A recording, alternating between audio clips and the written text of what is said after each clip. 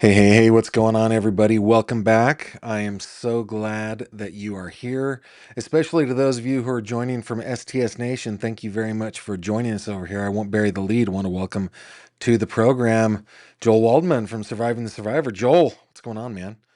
What's up, Gavin? Thank you for having me. I love it. I got to tell you, I think I tell you this every time I'm on your show. I love that intro, man. Who made the intro? Did you edit that? Yeah, yeah. Actually, it was my kids did like held their iPhones and did the video, and a lot of those photos are from cases that I care about. They're like Amanda Winkowski case. There's another one up in New York, a couple of those, and then I wrote the music, and that's Yeah, that's how we did it. you're multi-talented. Not Yeah, really, not, yeah. not it, that is the most simple two chord tune. I like it. But last time we saw each other was in February. That was out in Philadelphia. What have you been up to since? Yeah, man. Plugging away at this podcast thing. I just talked about this on my show, which is I picked my kid up today. This time of year in Miami, where I live, it's torrential rain, and so we had basically like hurricane force rain. And so as I literally was holding my son to avoid 4 foot puddles of water that he would go flying into, we get in the car, and he had a very poignant question, which is, Daddy, why would anyone want to be a podcaster? Because I just got back from 3 weeks in Tallahassee. So he equates podcasting with working a Yeah. lot and being home, where it's actually kind of a ridiculous job, but I enjoy it. And yeah, we covered Donna Adelson's trial, which was our original case. So, there's that. And obviously, I'm always keeping tabs on you to stay up to date on both Ellen Greenberg, two stories that I think you and I both like a lot personally and mean a lot, is Ellen Greenberg, and now Yeah. this Kentucky sheriff story, which is getting crazier and crazier. More and So more people are coming out of the woodwork too. yeah, yeah. So I'm excited to hop back into that and hopefully do something with you and Hillbilly Crime on that, and then stay on top of whatever came of the Ellen Greenberg hearing that was going on when I was something just happened, right? Yeah, I attended that hearing. That was it was like this Zoom hearing, and uh Joe Pedraza, Will Trask had made a motion to enforce the settlement because they finally got paid. I don't know that the Greenbergs have, but their lawyers have the money, right? Mhm. Um, and but the city has not done an expeditious review of the manner of death, and so they moved to make the court enforce it. Dude, Judge Carpenter was angry at the city of Really? Philadelphia. Oh yeah, she let him have it. It was amazing. A- And what kind of influence does that have? Like, I mean, a judge Almost being nothing. that's the Like almost that nothing. yeah, It- that's the problem. Can't she hold someone in contempt or do something? well, one of the things that she said is, and it was awesome. She goes, how come I can't just say it was a homicide? Change the death certificate. Why can't I do that? Right. Maybe I should just do that. How about I just like she was full on just how about I just do Really? that, counsel? And then he would go like this to respond, because I think I've got the power to do that. What do you think about that, counsel? I think that that would just be really easy. We would save all this time, and like she didn't let him talk for a minute. Oh, And the truth is, she probably does have that power, but no judge has ever exercised it. yeah. Yeah. So Well, if anyone is going to know the answer to that, it's going to be you. So have you figured that out? Like, could she have done that? I think that the court has the power to do that. It's the legal mechanism's called mandamus. It's just Mm. when somebody comes to the court seeking mandamus, they are seeking the court to enforce um, a like a public duty. Mhm. Um, but nobody's ever done it, and would it hold up to appeal? I don't Yeah. know. It's not Yeah. been done in any state that I'm aware Yeah. of. Like medical examiners are yeah, that's the Wild West for them. They can do whatever they want. Yeah. Well, someone's got to.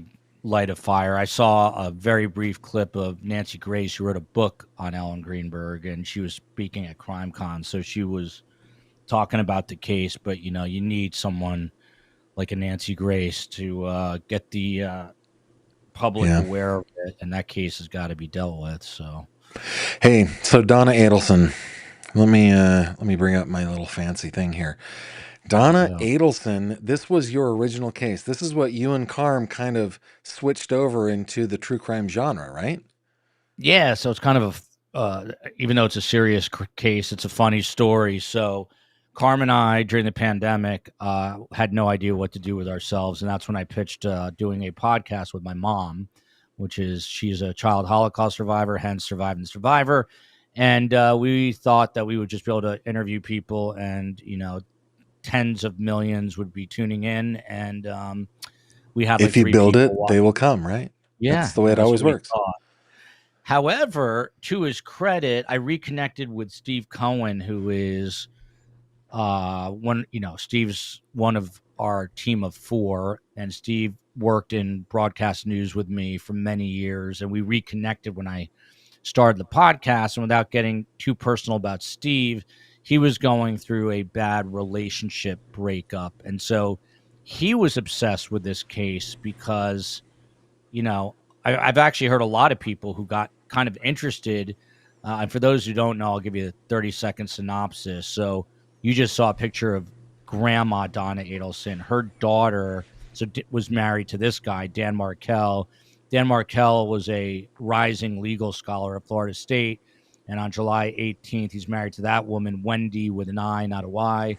And on July 18th of 2014, that's Wendy, he pulls into his driveway, gets shot in the face twice, and then he succumbs to his injuries the next day. And then over a period of time, they tracked it down to two hitmen.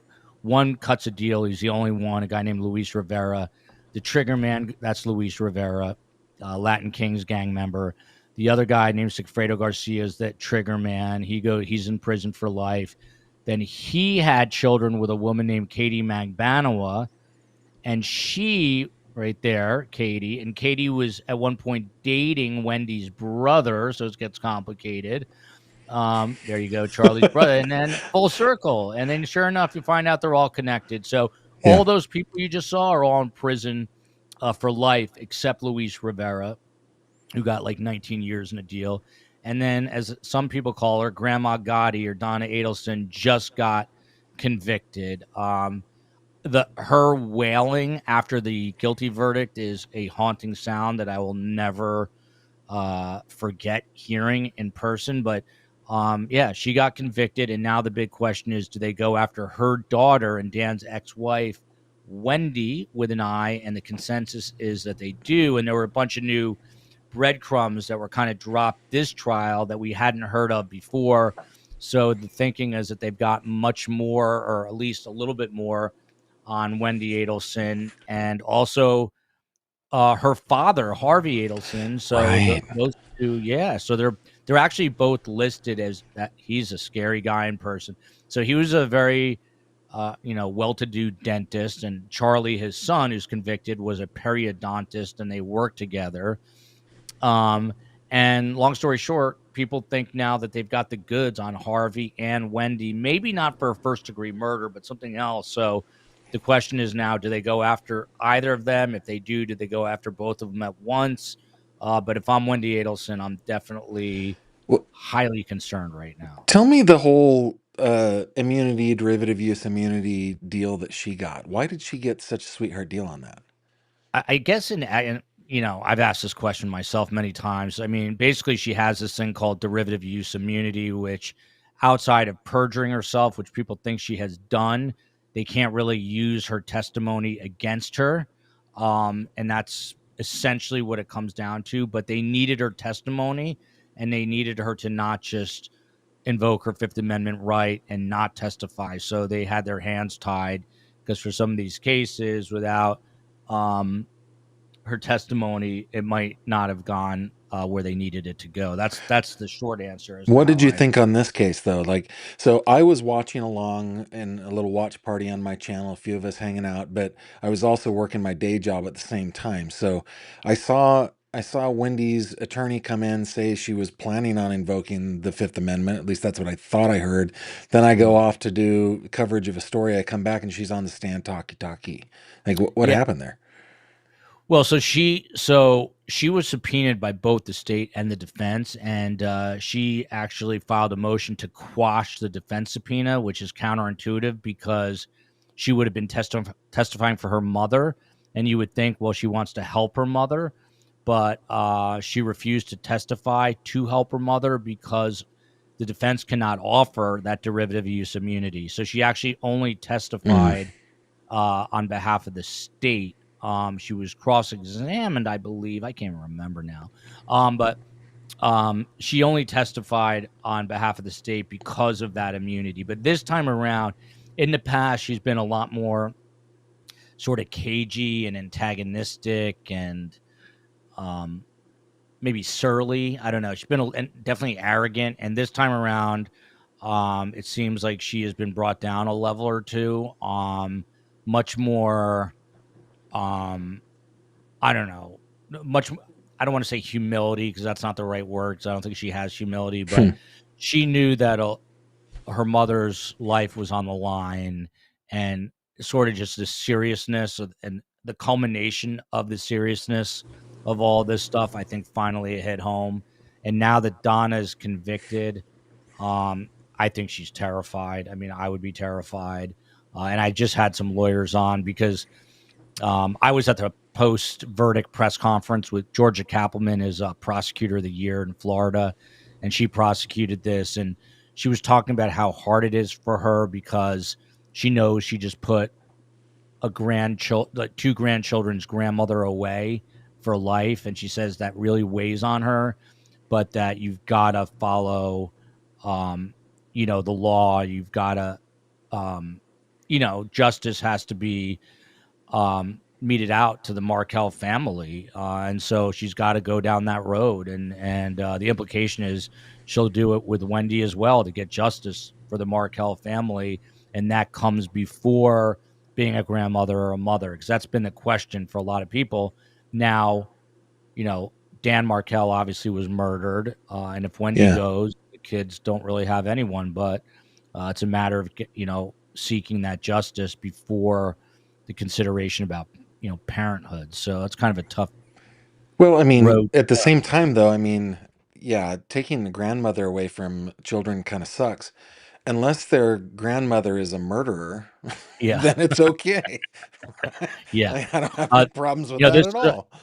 this is a really diabolical family, and it's I guess what makes it even more diabolical is covering it and watching them. I don't think they realize what, like, I don't know that they even grasp like the full extent of how horrible this murder was and how many lives it ruined. And to Phil Markel's credit, he's the father of Dan Markel. He gave they're allowed to give victim impact statements right after the verdict is Yeah, read that was because crazy. yeah, I'd never they seen live that in before. They live in Toronto, so I think it's like a courtesy instead of making them come down for a sentencing that's going to take 20 minutes. They just let him do it right then and there. But to Phil Markel's credit, he said, I'm not the only victim here, and he started talking about Charlie Adelson, who's a convicted murderer, about his son and about the Latin Kings gang member's son and like the ripple effect of violence. And there was a quote in this trial that Donna apparently told some jailhouse informants that, you know, it was their idea, but they never thought it would get this out of control. I mean, one of the things Wait, that wait a you minute. When learn, she said their idea, who's she talking? Who's they? like she was almost taking like it was. So she was confiding at this. Well, this is testimony from a jailhouse informant. So we heard from two in this trial.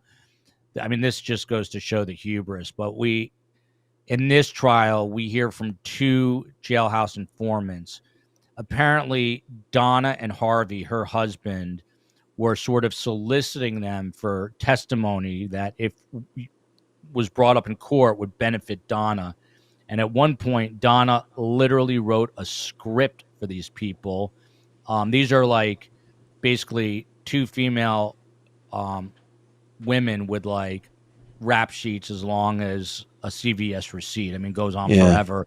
They're kind of like, um, they're kind of like lifers in terms of like petty crime, and they're always in and out of jail, right? So anyway, Donna manipulated both these people, and in one instance literally wrote a script. And typically when you have like a handwriting analyst, which they did in this case, they'll say like, with such and such certainty, I can say 97% certainty that that is Donna Adelson's handwriting. In this Right. case, the analyst said that is Donna's handwriting.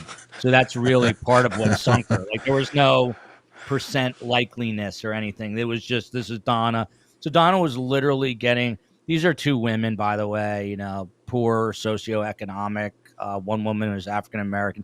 I mean, these are women that Donna would never have given the light of day to in quote unquote the outside world. She wouldn't have, she wouldn't have even talked to them. But here she is, like kind of kissing up to them just so that she could get them to manipulate them to get them to testify on her behalf. And then when this You know, script came into play, yeah, I don't understand. I don't understand how in the modern world, I mean, you don't have to be a true crime aficionado. You don't have to sit in trial after trial after trial to understand that everything in this world is recorded.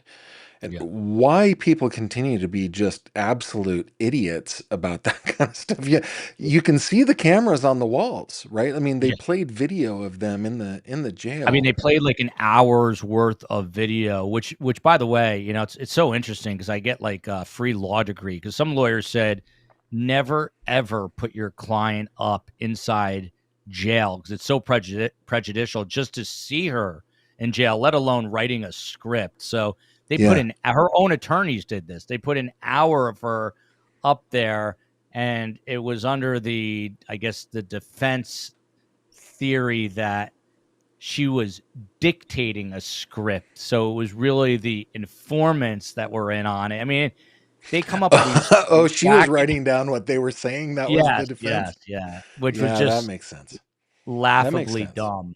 I mean, it's as Yeah. dumb as Charlie Adelson's defense theory was that he was extorted by a Latin Kings gang member to kill the only person that all the Adelsons wanted dead, right? And Right. then, I mean, it's absurd. This case is, I mean, it's That's some very, serious leverage in that extortion scheme. You know what though? yeah, Nothing is as dumb, and this is my favorite thing about this case.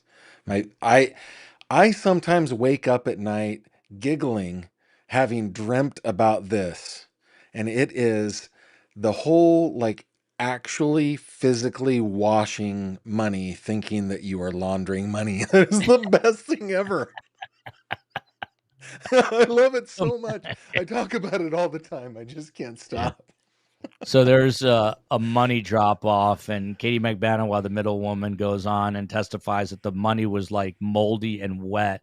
And no, I mean, the only thing that I can come up with is that Donna Adelson, who always thinks she's the smartest person in the room, I guess thought she was going to eliminate any kind of DNA evidence by why. I mean, that's my thought. I mean, everyone's got some sort of theory, but it's just so asinine. Also, Charlie's the only person that I know of who stapled money. So he'd staple like Yeah. $1,000 together. Yeah, it was weird. They got some weird habits. Also, Donna tried to escape 1 week after Charlie's conviction. She and her husband buy a one-way ticket to Vietnam via Dubai. And these are people, I've heard that they own up to 60 pieces of real estate. I mean, they're very well off. He was Yeah. driving a Ferrari, Charlie Adelson, but they're also like penny pinchers. And I guess Harvey knew that they were taking off. And instead of giving the appearance of coming back by buying a two-way ticket, which would have cost an extra $1,500 or whatever, Yeah. he was too cheap. So everyone's like, oh, they were just fleeing to Vietnam. I mean, some of the things that it's to your point. I mean, criminals are just complete idiots. Yeah. Even if you're brilliant, it's hard to get away with anything now. No, it's really tough. I do have a friend, Dr. Kenny Clark, who is a he's a medical examiner, and he tells me sometimes, and he's told me on this program, it's actually really hard to catch a murderer. Mm. Even like, I mean, it's getting easier, but it's hard to catch a murderer. There's just so many things that have to go your way. Yeah. But I mean, with the digital forensics now, the DNA, the everything, that is funny though. Like being too cheap to make it look like you were taking a round Yeah. trip. I mean, it's absolutely like ludicrous. Let me go. Can I That ask is you a total? funny. Yeah. Can I like take us way off Yeah, left field completely, nothing to do with sure. this, but I just saw him speaking. Do you think they're ever speaking of criminals, do you think they're ever gonna solve Jean-Benet Ramsey? I saw that he spoke again at CrimeCon. Yeah. Yeah. And I watched the documentary that came out pretty recently. Was that about like a year ago or something like that? Yeah, I saw that. Yeah. And then I saw several interviews that he did. If he is guilty of murdering his daughter, which I know a lot of people are doing, he sure is spending a lot of time trying to solve that murder, Yeah. I mean, right? it's So will yeah. they That's ever why I brought solve it up. it? I saw him speaking, and I'm like, this is be very odd if he was responsible. I'm not saying he is, Yeah, but I mean, he's definitely one of the people have their sights on. But sure. I'm just wondering because he's also he's talking a lot about, um, which is no surprise. I don't think that they're going to use investigative genetic genealogy, which is what they use for the Golden State Killer, and that they're Yeah. using now. So I just hope that case gets Well, solved. his main issue, and I think his real problem, is a very similar problem to the Greenbergs, and that is the people on scene did a horrible job, Mhm. and the police are not interested in reinvestigating because it will shine a light on their horrible job, and they are not interested in passing it off either. And there's some kind of weirdness about that. Mhm. Police departments actually work well together. It's not like, watching the old, like movies and stuff like that where nobody wants to, that like the feds come in and step on people's feet. And that Right. doesn't really happen, right? They work Mhm. really well together. But if Yeah. you got a department that just really sucked at their job, they have no incentive to pass that on to somebody to investigate it. It's the Yeah. exact same problem that Josh and Sandy have. Yep. Yep. I mean that case. I mean the Greenberg case of all the cases drives me absolutely crazy. But I did not mean to. No, I I don't mind usually being derail sidetracked at my all. show, but I didn't mean to derail your show. So feel free to get us back on Donna. Yeah, all I got is washed money. That's all. Yeah, they're an odd family. Here's another weird thing.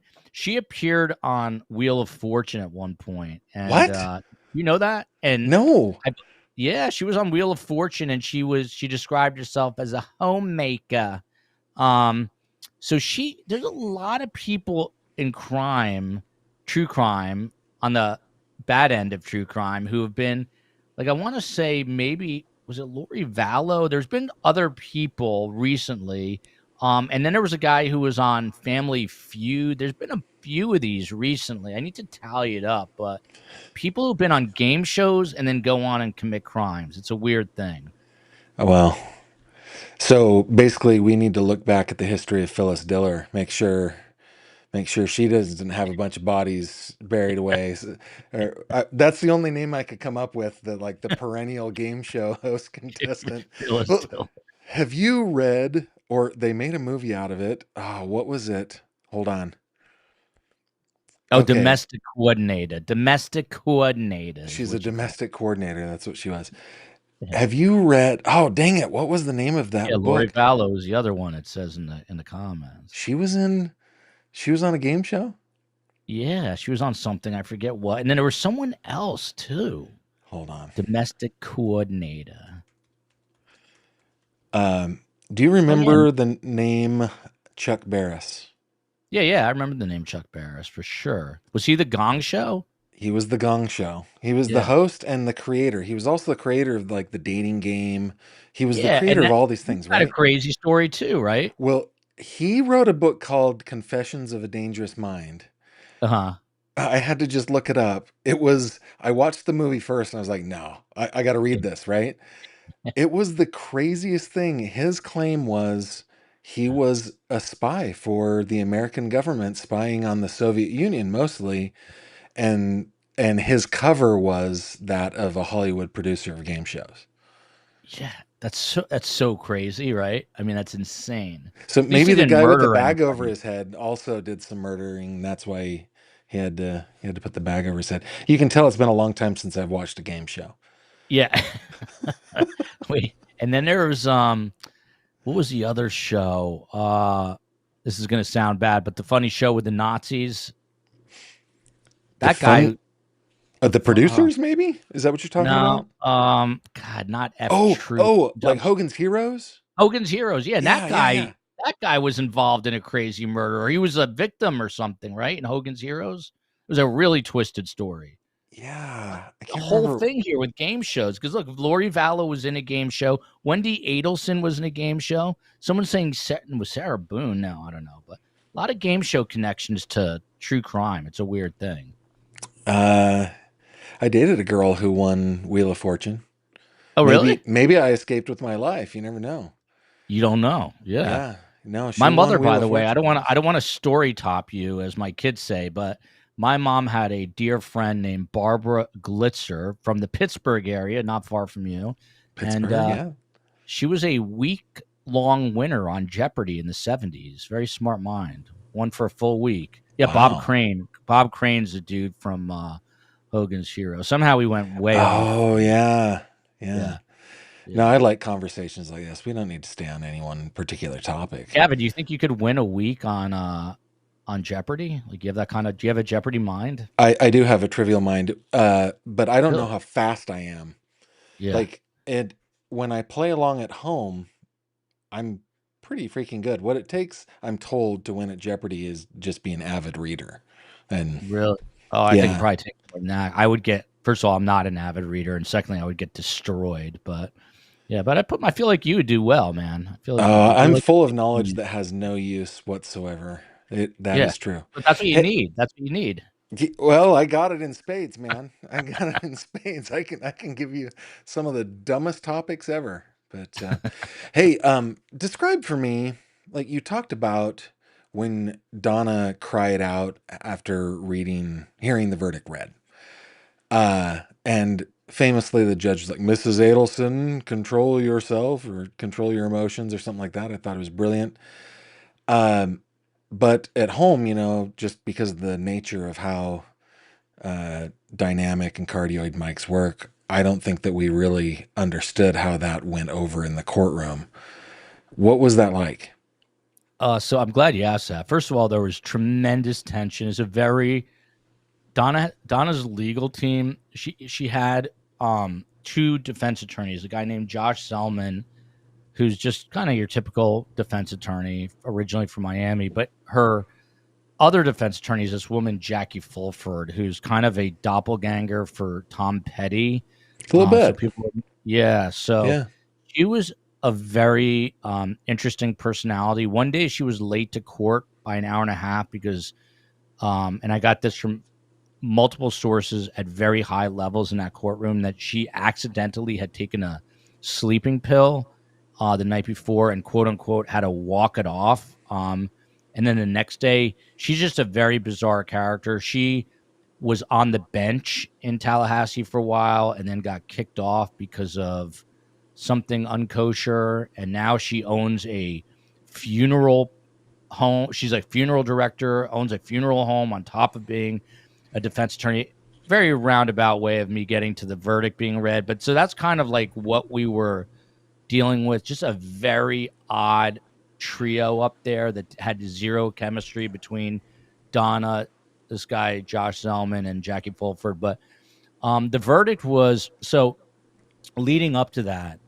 Donna Adelson's defense team, I guess, made another huge miscalculation. They told the jurors that she was going to take the stand. And then when it came to crunch time, there was obvious hesitation. They kept going back and forth and back and forth. And at one point, she couldn't make up her mind.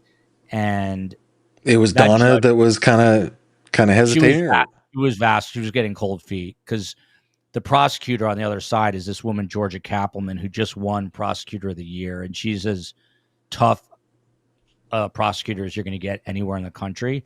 And so she knew that she was going to get her ass handed to her by Georgia. So she started to vacillate and basically was doing this in front of Judge Stephen Everett. And Judge Everett is such a cool dude, such a great command of the courtroom. And essentially, she's sitting there just going back and forth, and they couldn't decide. It was like watching a 5-year-old trying to decide whether they wanted a grape lollipop or a cherry lollipop. And that's what Donna looked like. And finally, he told the defense, he said, I'm going to hold you in contempt if I don't get an answer. So ultimately, she says, yeah, I'm not going to take the stand. And then that night, we get word that she's changed her mind. And then I come to find out that Georgia Kappelman only got 3 hours of sleep because she got that word too, that Donna was going to change her mind. And so Georgia prepared all night for a cross, and then it never happened. And then we got to the verdict. And so when that guilty verdict was read, I think it was like all this suppressed emotion, and Donna just wailed. Now, I couldn't see her from the front because I'm obviously sitting behind her, but people said there were crocodile tears. But I mean, she was, it to me, it like was a haunting echo through the courtroom. Like she was kind of, I guess, how you'd expect someone that age to react to the fact that they're just hearing that they're going to prison for the rest of their life. I mean, it's a scary thought, but here's the good news. You're old. It's not going to be that long. Yeah, it's not. Yeah. It's okay. And she's going to get a lot older, a lot faster, but it was, but you know what? You do the crime, you got to pay, you got to do the time if you're going to do the crime. What's the difference between watching a trial online or on TV or whatever compared to sitting in the gallery back there?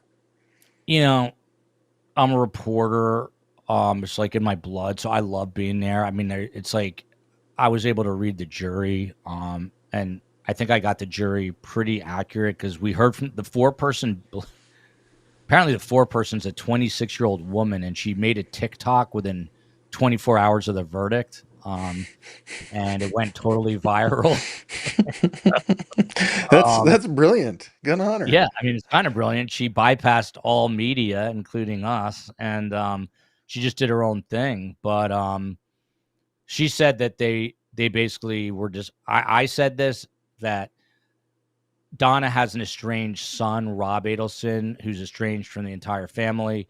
He testified, and after that, I thought it was a done deal. He just sealed his mom's fate. And what was it? What was it that he said that sealed her fate? It was, well, he said, look, this was a horrific crime.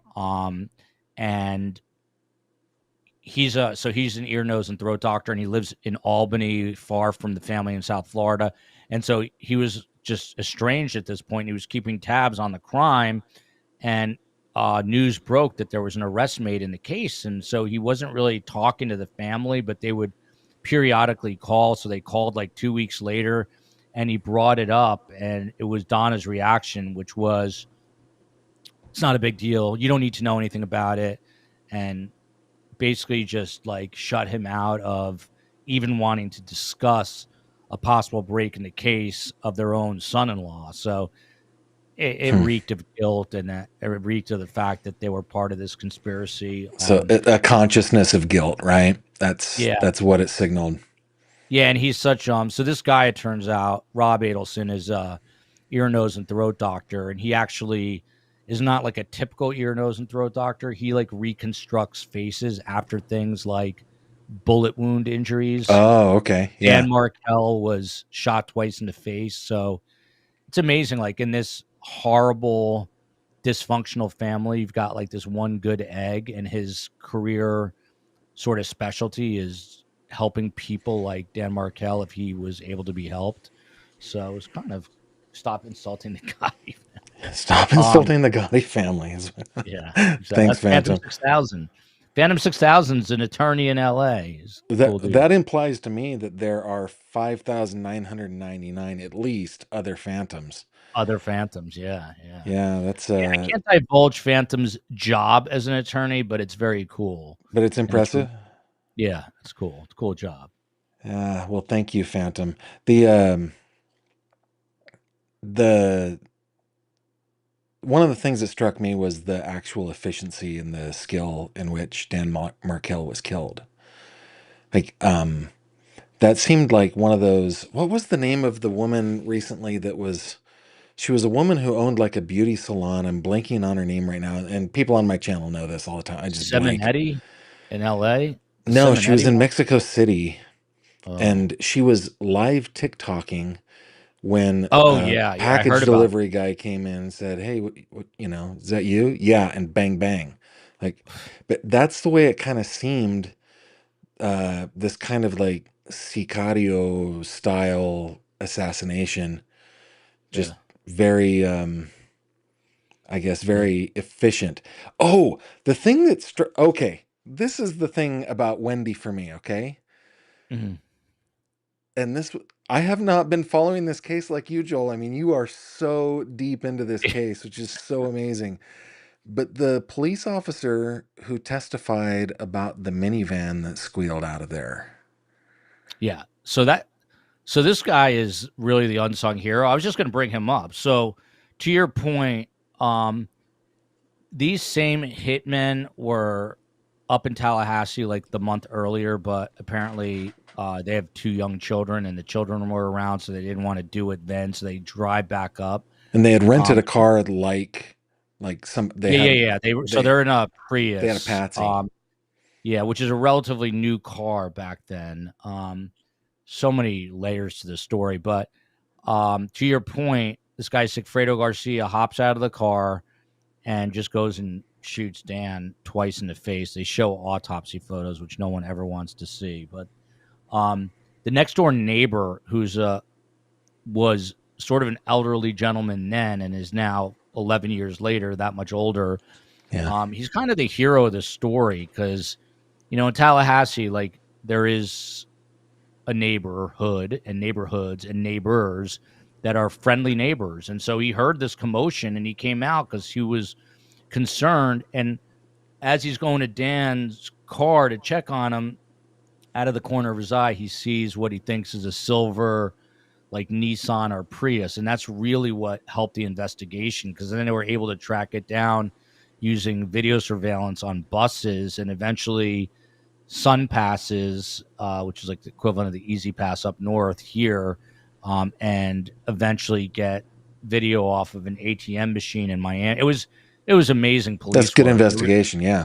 Yeah, incredible. I mean that they were able to track it down that way, but it's really because of this guy Jim Geiger, who's the next door neighbor, and he took the stand again. I think he's testified at every trial, and he's just been so powerful and really helpful. The story he tells is gruesome though, because like he's talking to Dan and Dan is Yeah. mumbling incoherently, so it's just tragic. I mean, But the whole minivan thing doesn't that didn't that seem like a police officer spotted Wendi Adelson having like arrived to the scene and then squealed out of there? That's what the yeah. way it seemed to So me. I never realized how far out of the way it was. So the morning of the murder happens at like, or the shooting happens at like 11 a.m. And that morning, Wendy drives something like 7 miles out of the way to drive past the house and sees all this police tape and commotion and never calls her ex, never checks on her children. And her being there is like verified later on by a police officer because they describe her vehicle, and police are good at knowing, they know they're always looking out for vehicles and, Yeah. people who might be, not to say she was suspicious, but he recalled this particular vehicle coming all the way up to the crime scene tape and then turning around. And she claimed she thought a tree was down. This is like this is a homicide, right? I mean, at this point, it wasn't technically a homicide, but you've got a double shooting, to the face of a human being. Yeah. Um, and it was a lot more than that, but it's pretty telling that she doesn't call, and obviously this would come up in a trial involving her, but never calls Dan, never calls to check on the children. Once And then again though, an indication of just the iron law of of criminal mastermindery. I bring this up all the time on my channel. I have Yeah, an iron 100%. law of criminal mastermindery. You ready for this? I'm going to blow your mind. Yeah. Okay, here's the iron law. If you think you have what it takes to be a criminal mastermind, that is evidence in and of itself that you don't have what it takes to be a criminal mastermind. These Yeah. people conspired to do this to this guy and made this. What is she doing putting herself near the crime scene that day? Like, come on. That's just Hubris, man. idiotic. Yeah. I guess you want to get caught and get indicted eventually. I don't know. People are moronic. Yeah. Yeah. She's oh, well, okay. We're gonna wrap this up because I don't want to it's gonna go late. It's you have long days, I have long days. Let's not take this too late. But what happens to the kids, man? The kids are in Wendy's care, right? She's got custody of the kids. She is an unindicted Co-conspirator. Yeah. co-conspirator, I think, right? Yeah. Yeah. Allegedly. Yeah. Don't come after me, as Stephanie says. But what would happen to the kids if she is convicted? They go up to Rob, maybe, or up to the grandparents. Maybe to the Markells, which is what I hope happens. And by the way, she changed the kids' names shortly thereafter the shooting to Adelson. The short answer is I was asking this a lot tonight because grandma's now away, the uncle's away, the father was murdered, and so. But look, they're gonna do what's right and just before I think dealing with custody issues. That's just the nature of the law. So they're gonna try to, um, if she's indicted, they'll have to find away. The kids now, I think they were 2 and 3 or something around that at the time of the. They're like I want to say they're 15 and 16, so they're a little bit older at the time, but they're I want to say 15 and 16 now. So they're definitely like well into their teenage years. Yeah. They've got to be reading. They've got, from all accounts, and Wendy raised the kids here in Miami. They're really good kids and smart, which is not surprising because Dan went to Harvard undergrad, Harvard Law, and Wendy's not, she's It, an attorney it's herself. not like the Adelsons are slouches, man. That's a No, family of achievers. yeah, no, for sure. Now they've achieved in the wrong They've way, but they have achieved. but she apparently moved from Miami to Austin, and now there's reports that she's living in Colorado, and then she's got a new boyfriend, and there's reports that maybe something came up in the trial where she mentioned something about the last name and intimated that her boyfriend adopted the kids legally. So who knows with them? Like there could be shenanigans going on where she had them, um, Um, you know, had him, adopt the kids. So, legally he could control stuff if something happens. Who yeah, knows? that It's kind of crazy. stuff. That kind of stuff again.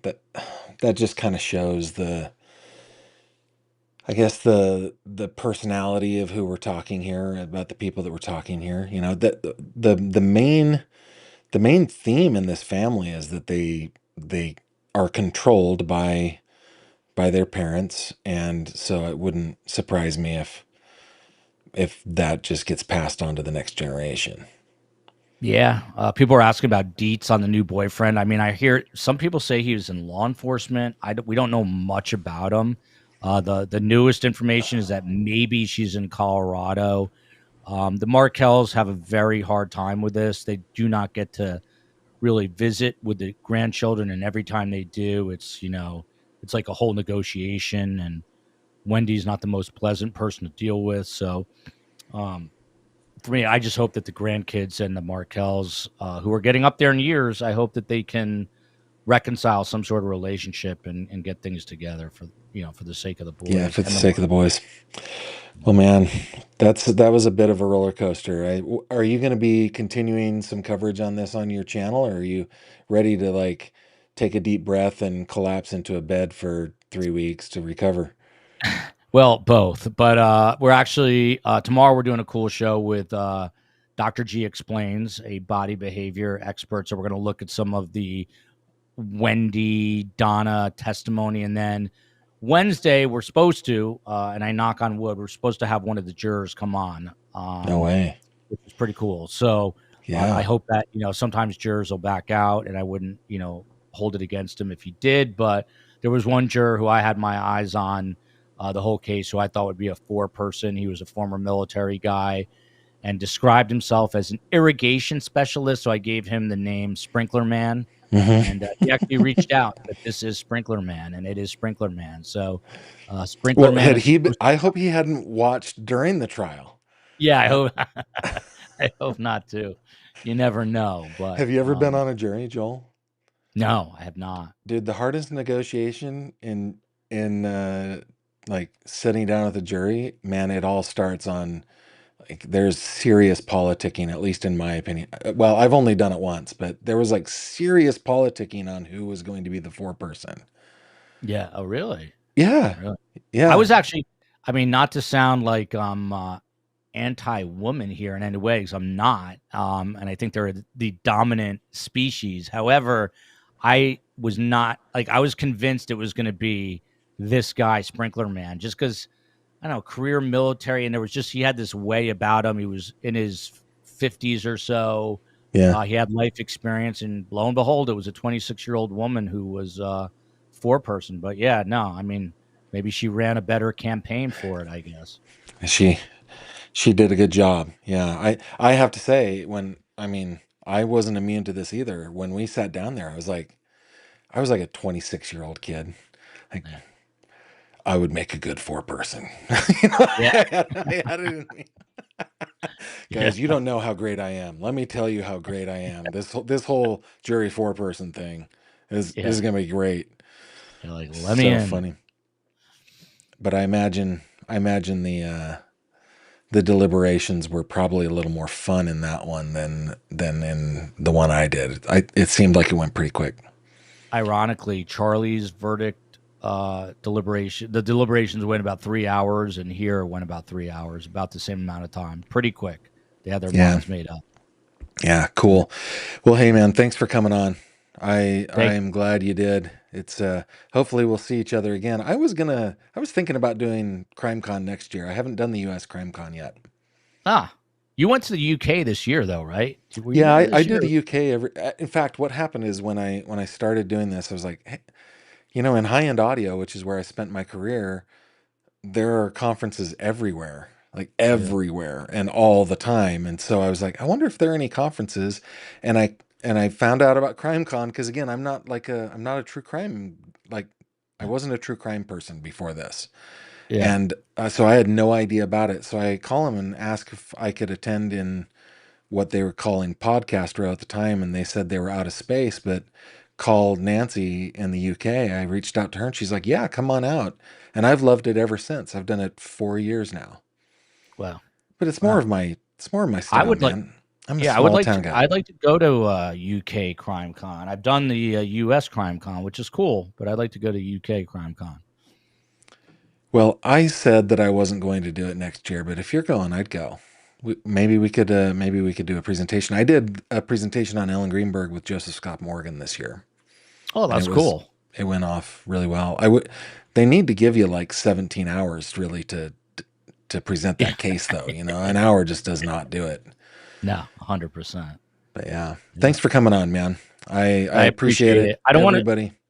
yeah, I Go don't want to ahead. screw this up. So you're going to bounce me out, and then I just need to No, stick just stick around, around correct? just for a second, okay? I'm gonna do my little outro here, but I'm gonna make it snappy because I am tired, and I'm gonna let me complain here for a second.